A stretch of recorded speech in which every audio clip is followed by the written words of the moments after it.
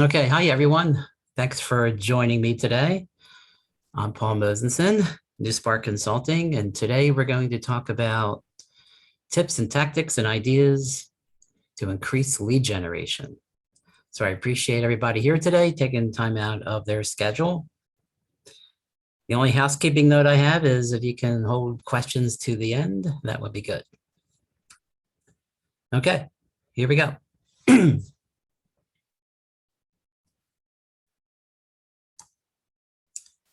CEOs, executives, pay attention. It's important. That's me, Paul Mosenson. I have over 35 years of media and marketing experience, both B2B and B2C. I'm the owner of New Spark Consulting, fractional lead gen CMO. And that's what I focus on: lead generation, customer acquisition, media strategy, and conversion optimization. So just basic here, everybody's got their own definition. What is lead generation? I see it as a transaction, right? You have a problem-solving message and you have an offer. And so what we're doing is we're giving up valuable content or offers in exchange for an email address. So that's what's so important about this whole lead generation scenario is you're making a deal. You're making a deal. We're providing content and offers that someone says, I need this for my company. It's so irresistible. I'm willing to give up that email address and be followed up on. And that's our goal, is to drive traffic to that and make that transaction. So we all have different versions of the lead funnel. Basically, leads and prospects enter the funnel, and mid funnel, you're building trust with messaging as well as compelling offers. And at the bottom, sales takes over to close. Here's a really complicated chart from Gartner. We've seen all kinds throughout the years of buyer's journey charts. I'm not going to go this in any detail, but when you guys get the hard copy or ask for it, you'll see it. But it's pretty comprehensive as far as how people buy. The basic, awareness to consideration to purchase. But there's a lot of detail here in this buyer's journey. But you think about how it works for pricier solutions. The buyer's journey takes a while, as we all know. It does take time. But for less expensive solutions, like maybe SaaS products, the opposite's true, because they have free trials and things like that. But at the end of the day, we have to nurture and build trust in order to get to the ultimate, which is a contract. Simply though, we're educating throughout the journey, right? Intrigue, teach, prove, sell. And let's let Mike in.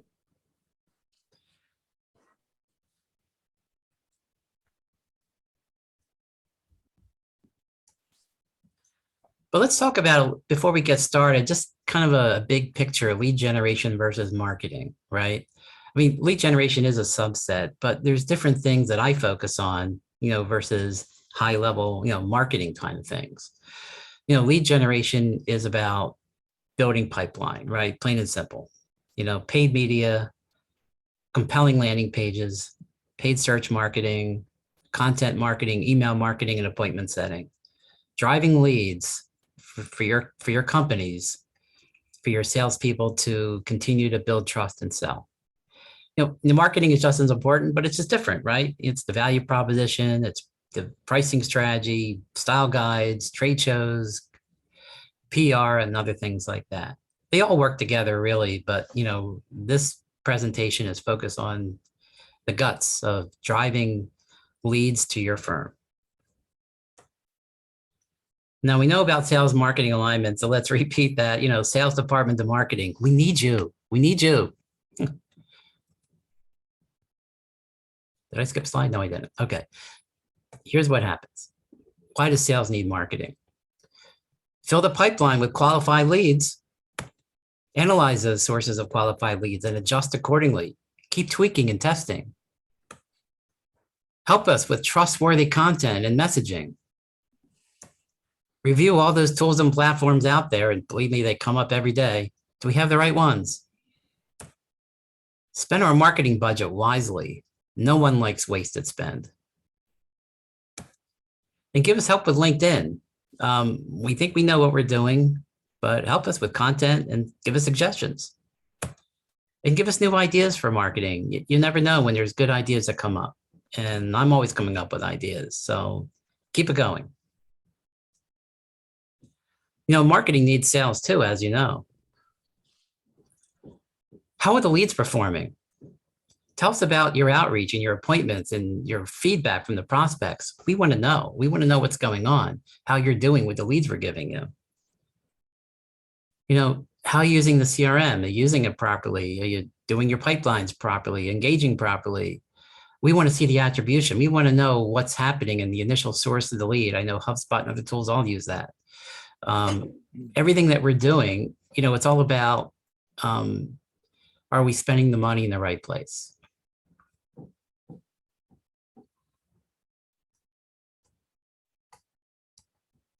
Give us a win-loss analysis. Why did we win? Why did we lose? What was the difference maker? Why did the client go to somebody else or the potential customer? Try to get that feedback. It's important for us to know that so that we can update content, messaging, all those other things, not just the website, but also, sales coaching and things like that, as you know. Bring somebody in.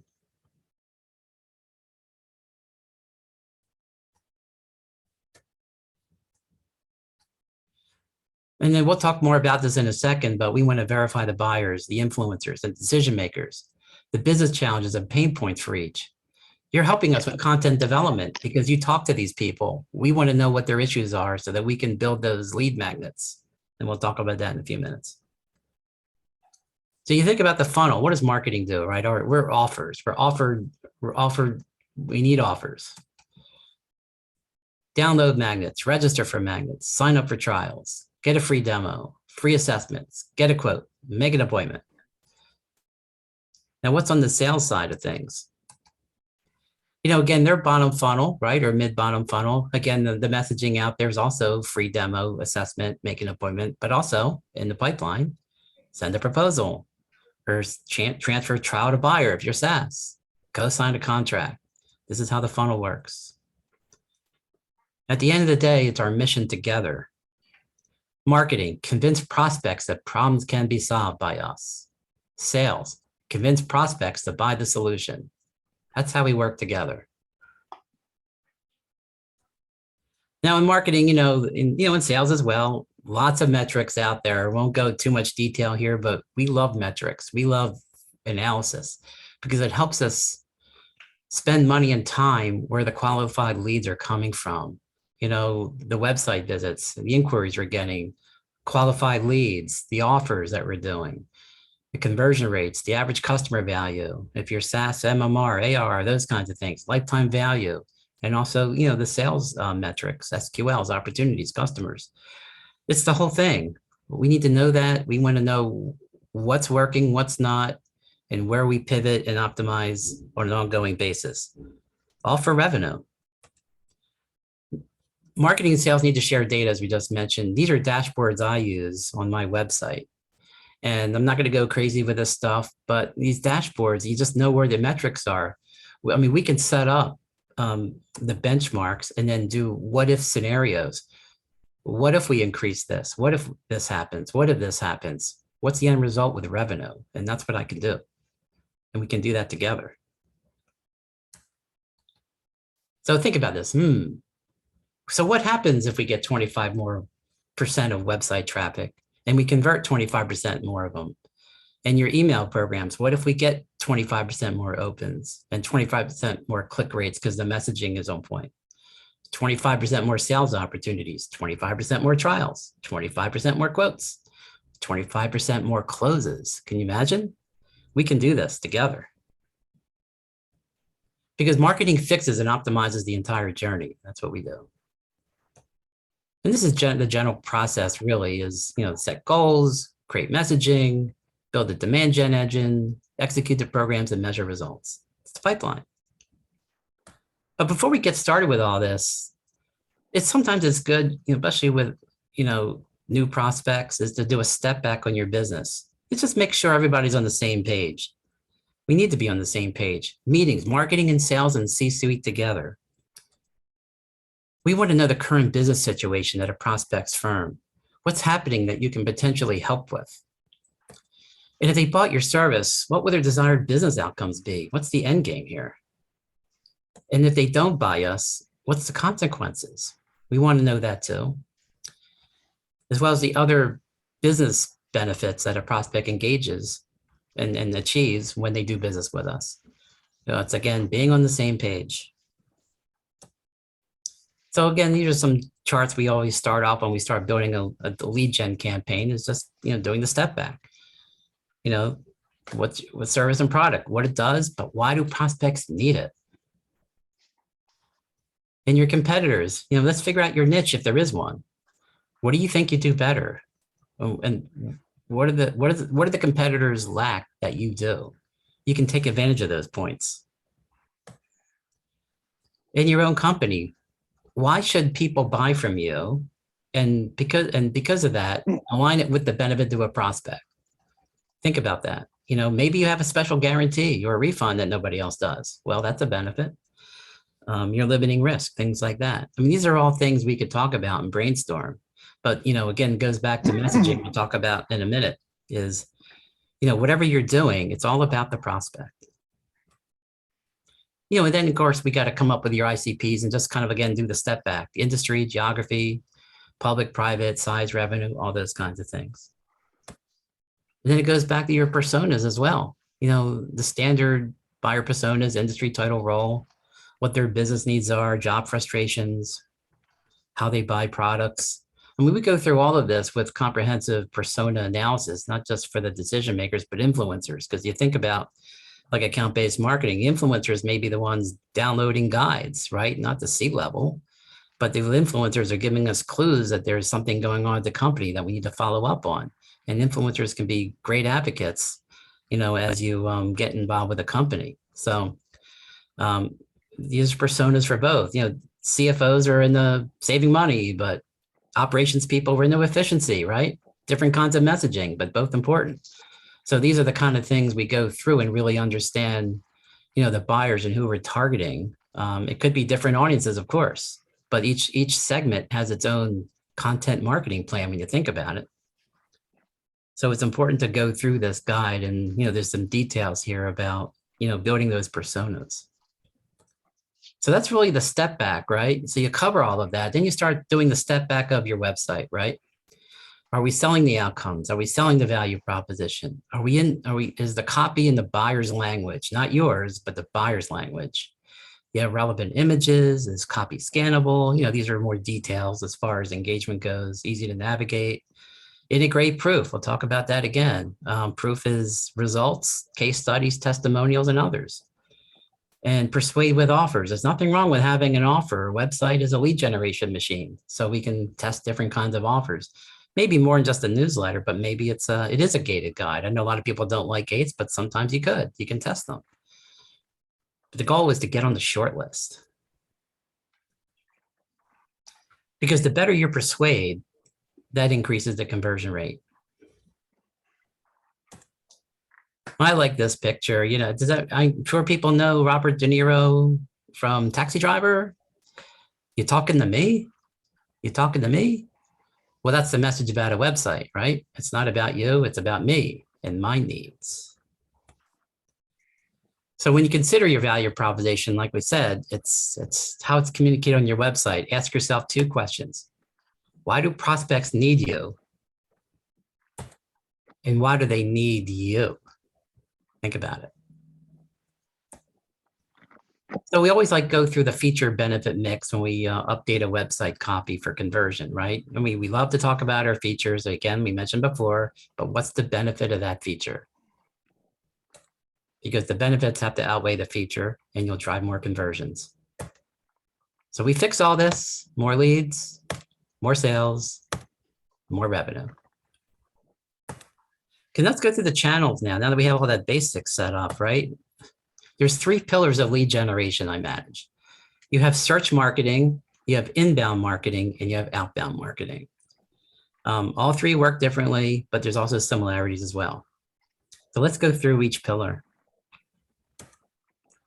So search marketing happens, I mean, I know this is obvious, but there's something going on at a company that says, go to Google and find the solution, right? But there's different kinds of searches, right? There's, see if we can fix it ourselves, Joe, right? So I'm going to do keywords like how, what, what's the best, what's the top, what are the options, reviews, all these kinds of like secondary searches that people are doing research for their own company. And you know what? That is important audience to reach, because ideally you can be in front of them before they actually choose a company. Then, of course, there's the bottom funnel, which is we can't fix it ourselves. So we need to find software, solution, a platform, a name of an item if you're e-commerce. You need to find a company, a vendor, a firm. Go find one, right? So when you get about this kind of search marketing, the mid-funnel, which is the hows and the whats and the research, promote content. That's the content piece again. We have a solution for you. If you're learning, download our guide and learn about how to solve your problem. And then, of course, we'll talk about this again, but, following up with all that trust messaging, it's lead magnet on search. It's using the right keywords of people searching for something, but they're not ready to buy you yet, but they're solving a problem, and that gets them into the funnel. Then, of course, the bottom funnel, I need the company, strong value prop, as we spoke about, strong offers, promote the outcomes and the proof, the testimonials and case studies and logos, et cetera. It's got to be powerful. Otherwise, someone's going to slip away and go to somebody else, right? And what if that's someone else? What if that prospect was worth $50,000, but your website landing page wasn't strong enough? Think about it. So that's search marketing, high level. Now, going about inbound marketing or demand generation. So think about how I define it. It's where you're advertising, where your prospects are reading content about their industry, trade journals and newsletters and things like that. What are we trying to do here, right? These are people targeted in your industry, and there's advertising there. The goal is to distract those readers with a message that solves a problem. You're reading content, you're reading a newsletter, see a sponsored content, like, what's this? This might solve a business problem I have. This is interesting. Make me click, right? Besides the trade journals, this is where social media advertising and display and retargeting happen as well. Advertising, social media, there's lots of options there. But again, it's not just the targeting, it's the message, problem-solving message, why we did the step back in the beginning. But a note on retargeting, because that's it can be powerful if the message is right. It finishes a conversion action. If somebody goes on your website and does not do what you want them to do, maybe they haven't made a final decision yet. So let's consider maybe a more compelling offer. Maybe it is a white paper. Maybe it's a special discount, only targeting those people who visited your website before.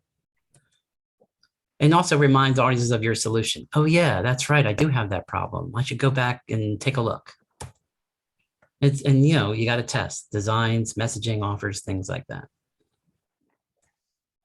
So general inbound marketing tips, again, headlines, memorable and thought-provoking. Got to attract attention. I'm turning my head. I'm going to stop reading an article because this ad is interesting to me. I need to click.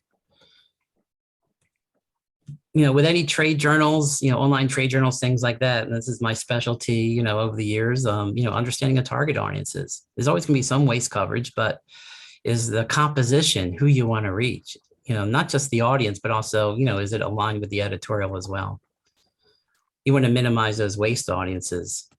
And we'll talk about this again, of course, a compelling offer in the ads and landing pages. And I love negotiating hard with media. If you ever heard of a rate card, don't follow it. Please don't, especially if you're new. Make a deal. These guys are hungry. I make deals all the time. There's no guarantees or anything, but, people are willing to negotiate with you, for a long-term deal if possible, if it works. If it doesn't work, then you minimize your risk. Why should sales care about all this? Because with search marketing, prospects are actively seeking a solution. The right message drives more leads, and those leads are close to buying. Now, with inbound marketing, leads are in problem-solving mode. So sales gets to begin relationships with these prospects before they use search engines and find competitors. Build trust early, right? That's why we do inbound marketing, right? You're there first with the solution. Fix all this. More leads, more sales, more revenue. So we talked about lead magnets. Used to be called white papers back in the day, and ebooks, guides, whatever. A unique, compelling topic that people can't find anywhere else. Something that's yours, and focus on the, and we'll mention this again, the problem, solution, offer mentality. What's the problem? What's the solution? And what's your offer? And include compelling case studies for proof, just like a website. It's a lead magnet. And we'll talk more about that in detail. And for design, listen, we don't need to spend a lot of money on this stuff. I use freelancers, right? Upwork and Fiverr and others, they do a great job.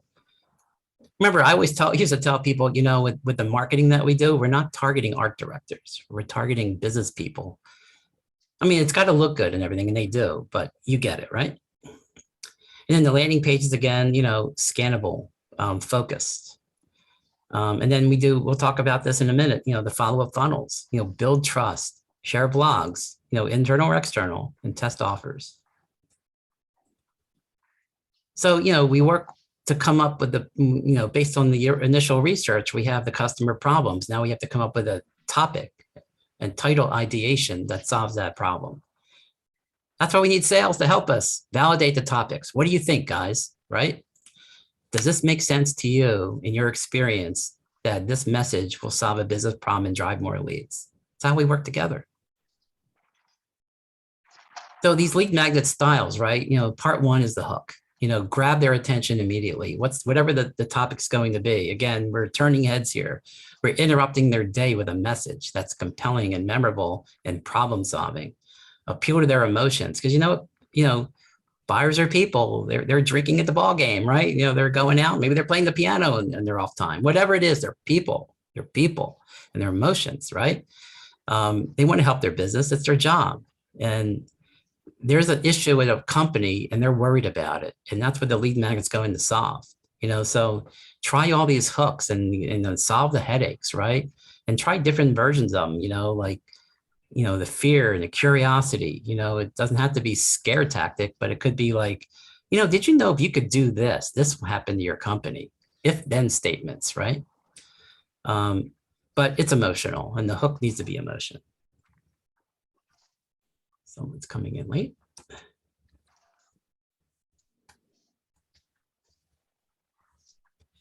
Part two, the problem solve. Again, stating and defining the problem, the challenge, all based on the research we did. But then agitate a little bit, really build out that problem. We have to understand it from speaking with sales and the clients and the research, put all that together and come up with a compelling, expansion of the problem. Make it emotional, feel the pain, and then solve the problem.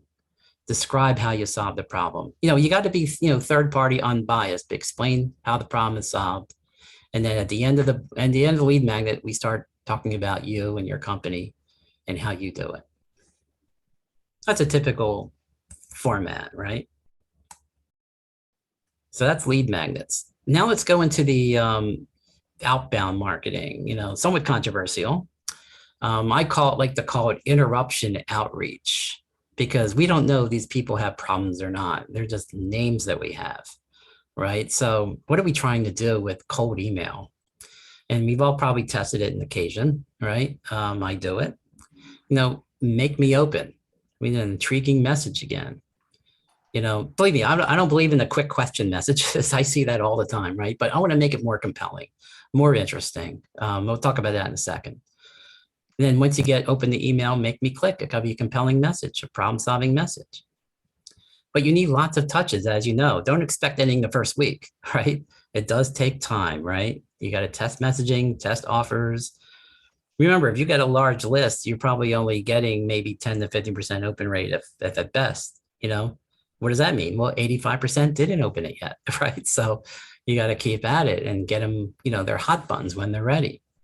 And sometimes you got to mix emails with calls, of course, depending on the plan we put together. But eventually some leads will come. It just does take patience. There's a lot of list building tools out there. I've done many of them.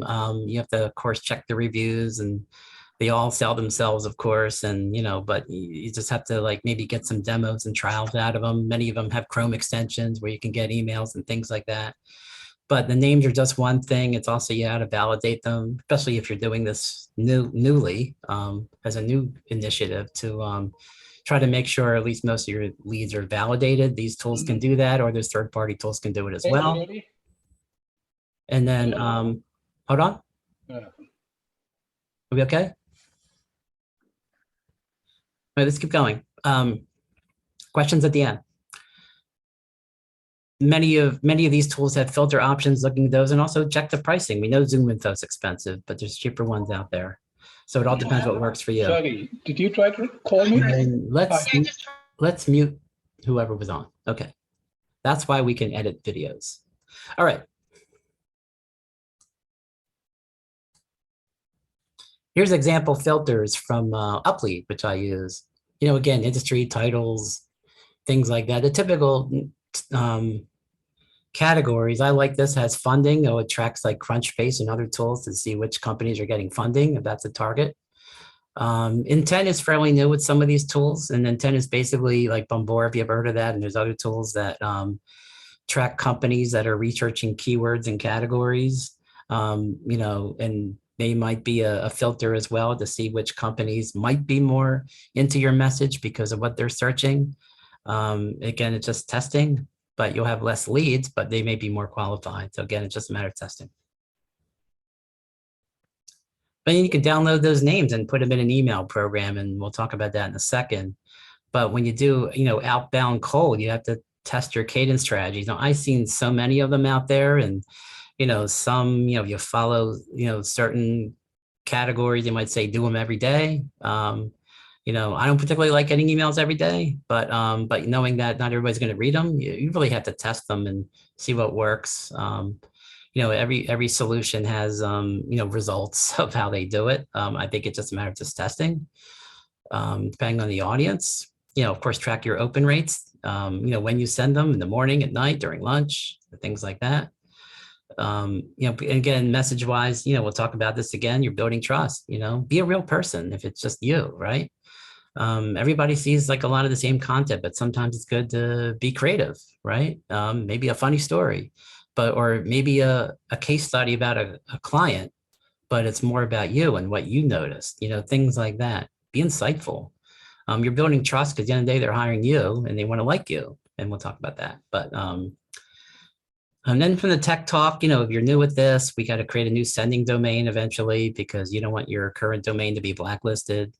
There's a lot of spam out there, and you have to warm up these domains and start small. So there's a lot of tech involved as well, besides the message part of it when you start an outbound lead gen campaign. Hope that makes sense. There's a lot of outbound tools out there. Now, this is where marketing and sales get together with sales enablement tools. I don't know if anybody's heard of tools like Mailshake, Woodpecker, Reply, Plenty, Groove, Cliently, and many others, but they all have these engagement tools where we take, cold emails, we put them in, warm them up, they're all valid, and we have automated emails and automated LinkedIn, and salespeople can also use dialers if they need to right online to try to build cadences and test them. And when people engage, then we can, obviously do more follow-up and things like that. But it does save some time, and it's just a matter of testing them as part of your sales strategy, using tools like this carefully. All right, growth hacking, right? So I'm just using that word here. We all know, maybe you've heard about scraping leads, right? Off LinkedIn, things like that. It's technically from LinkedIn, they don't want you doing that, but it's also not against the law either.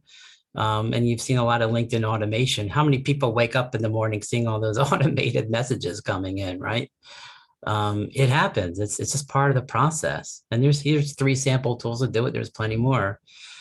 I think you just have to be careful if you're going to use tools like this. They can work. They could be compelling. Just don't overdo it because LinkedIn is watching you. That's all I'm going to say about that. And there's other tools as well, right?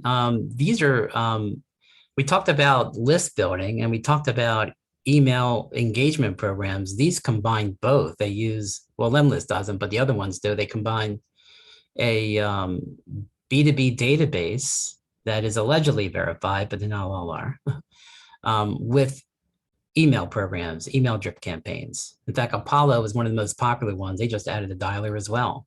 So again, these kinds of tools, GrowBots, things like that, they're not expensive. You use the databases and you send emails, write compelling messages, get them to landing pages to set up appointments. Again, it's not everything you need to do, but again, for the outbound component, it's not an expensive element to do, especially if you're in a startup mode, to try different messages and engage people. So, I can, again, I can help build these programs as well. I know a lot of the tools. Now, regarding cold calling, I don't want to go too much into that, but it's similar. It's list research. You can make calls, mix them with email. Again, it's the sales engagement process. Again, test cadences, make sure scripts are tight and focused. SDRs don't have to know everything about a business, but they just need to know enough to get the appointment with a salesperson or a BDR. That's all they need to do is it's that problem solution message, because you're interrupting people. So don't hesitate. You have to be focused and don't hard sell. The ROI part of it is really, the conversation rate, appointment rate. Again, it goes through the funnel process. Is this, hiring a telemarketing firm or using outsource, whatever it is, how do you measure ROI? Well, you have to know your pipeline metrics because these guys are just making appointments. If your salespeople are good, they'll sell more. And then the ROI is there. So again, it's a big picture of testing over time and seeing if these appointments these companies make will be effective, right? From an ROI perspective. So again, it's part of the process. It just needs to be, tracked carefully. All right, let's talk about SEO for just one slide because that's all I'm giving it, right? SEO is important, but I'm taking a little bit of a different angle on it because I'm a lead generation company. I never heard a salesperson come up to marketing and say, how's our SEO doing? We need leads, right? Doesn't happen, right? Because it does take time and they better be the right keywords, right? And you're not guaranteed lead generation. They're building rank, right? It's still about the website. You can spend a lot on hope. It's got to be the right company. So not negative on it. I'm just being like another side of things as far as being realistic goes, especially from being a lead generation company. You got to have a lot of good frequent content and blogs and link building and things like that. Now, we already mentioned blogs are really important no matter what, whether you're doing SEO or not. You're building trust. You can share it in email. It just shows that you and your company know your stuff. And that's really good because that, again, trust builds conversions and leads and gets you on the short list. But again, it's not an immediate lead generator. And it's hope that you can be on the top half of first page with a keyword. And that keyword cannot be competitive or else it's going to take forever. So I just am thinking about that as just kind of a concept of a balance and priority of your marketing budget, especially when it comes to immediate lead generation versus a hope for long term. So I'll just stop it there for the SEO. Okay. So we're almost done here. I want to talk about conversion optimization, and what that is, we can drive traffic, but they need to convert. And that is very helpful. The goal is to, minimize risk and doubt. That's the goal of conversion rate optimization. You're convincing me to give up that email address. Your message already convinced me to click. Your landing pages are convincing me to engage, but this is the final step. You can test all these things. Maybe test your calls to action. Instead of submit, get a free quote. Instead of send, access your free trial. Instead of sign up for free tips. Whatever the offer is, sometimes you can test those things. But the biggest thing is all these conversion rate element increases. We talked about trust on your website and your landing pages. Have you won awards? Are you in affiliations? Chamber of Commerce? Reviews and ratings, testimonials. Even if you're a tech company, what's our goal here is to get 4 out of 5 stars on Capterra, G2, and all these other places, right? That takes a lot of work, and you need to give up, a lot of trials and things in order to get people to do reviews. It's important though, it's in long term. It's like the Amazon mentality. Who buys products that are 3 out of 5 stars, right? It's 4 out of 5. So that's a really important. Um, all your client work, your case studies, showing logos, showing results, they all need to be there. It's all, again, proof, proof, proof. Keep your lead gen forms at a reasonable length. If you're e-commerce, guarantees and refund policies, that should be right under the submit button if you're e-commerce. Chatbots right now are all increasing engagement, especially if you have catalogs on a site. It's too hard to go through. I just have a quick question. Oh, sure. Why don't we have a call with one of our salespeople? Great. That kind of thing increases conversions, and then you like them or not, you see a lot of sites with exit overlays. Once you start, leaving a site to say, don't leave yet, you might want this offer content. Again, worth testing. But everything here is about increasing conversions. And then the landing pages themselves have to be focused. You don't want to go too crazy with them, but make sure they're clear and concise. Again, it's all about problem solving, promoting offers that are clearly and simply understood. Support copy that nails your product benefits and features. Again, include those trust factors we just spoke about, logos and testimonials, and possibly consider an explainer video for if your product is complicated. And easy to use web forms, of course. Fix all this, more leads, more sales, more revenue. Getting through the end here, we have email marketing. We'll just talk about that a little bit. Again, we spoke about it earlier about using the right list sources and segmenting, message strategies, content mapping by persona. We mentioned how operations might be different from finance, and they should have their own content strategy. Map by buying stage. Top of funnel content is different from bottom funnel, which is more case studies. Test subject lines. Different kinds of templates. There's lots of ways to optimize email marketing, and it's all here. But, again, there's a lot of testing that has to be involved. But again, you're still trying to build trust. Here's some examples of email subject lines. Keep them short. Think mobile. A lot of people don't do that, right? What's it look like on mobile? Test it first before you send it. Avoid spammy keywords, right? We mentioned that before about spam and things like that. And if you like this presentation, I'll send it all to you for free. See, that's a spammy keyword, right? So capital letters, you don't want that. There's a typo. Ask open-ended questions. Are you doing this? Is this happening to you? We have an answer. Consider personalization. We've all seen that. Hey, Paul, you might need this. Grab attention, something unique. You can test all different kinds of things. I remember on Valentine's Day, I always, known for sending love messages. Wouldn't you love more revenue? That kind of thing. Sometimes it's good to be creative, but also create a sense of urgency as well. And that's where the consequences come in, right? If you don't have this, this might happen to you, just so you know, right? And then A/B testing and things like that. So there's lots of ways to do email subject lines.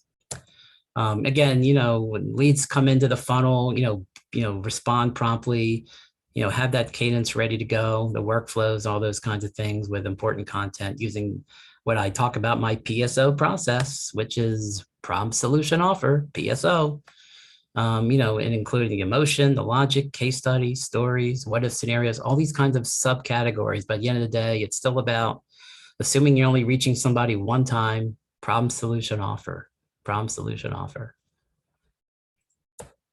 I won't go through these much now, but I can send these to you. But this is, again, examples of, different kinds of email cadences. This is for SaaS. It's a trial lead. You have a welcome email, product tips, things like that. Then, of course, upgrade offers if they're doing trials, things like that. The content lead is, again, following the lead magnet. You can do a first email acknowledging the download, and you can see various problem solution messages, additional magnets, maybe in industry research. Again, you're building trust every so often. Focus on, you see some sales follow-ups in here as well, call follow-up, demo. They don't answer, the problem solution, case study, things like that. You have to mix it up and test different cadences. This is like this is an example for every 7 days. Could be more, could be less, no matter how you test it. And then this is like the cold email name. So this is an example of more of a cadence of calls and emails. Call for an appointment. Email 1, problem solution. Call number 2, appointment. Email 2, problem solution. Email 3, special offer. Then you have to do the final try call. You don't need to keep calling, they don't answer, but maybe give it 3 times, right? And then the final email, if there's no answer, they're done. Not interested.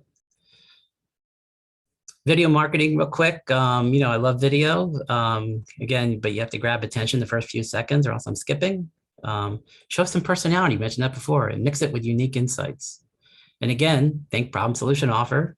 And then, test your platforms, YouTube and other things, YouTube and LinkedIn, things like that. And again, linking to landing pages.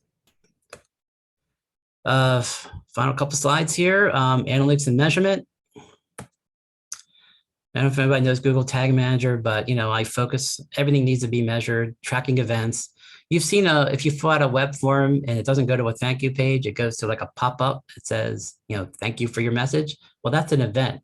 You can't track that regularly. You got to use a tag manager to track an event versus a web page. So we need that set up properly. And you can track calls on mobile. You can track email address submissions. And then with other retargeting tools and display platforms, we need Tag Manager to put pixels on so we can start cooking people for now and retarget them. So that's important.